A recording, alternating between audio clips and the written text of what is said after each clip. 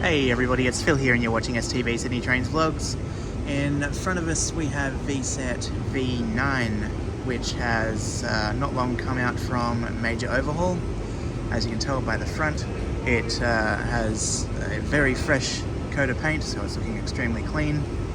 Has new wheels, which I will show you in just a moment.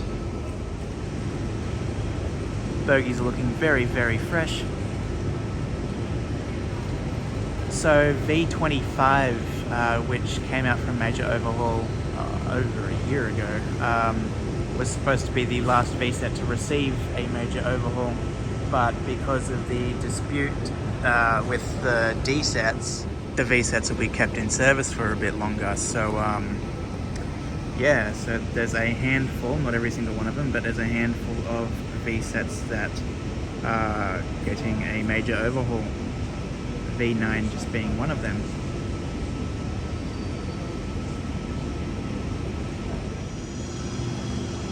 So the following clips, the next clips, I've actually filmed before this. I actually just got off V9 from Epping. So the next clip will actually be a V9 arriving at Epping and an onboard trip from Epping to Strathfield.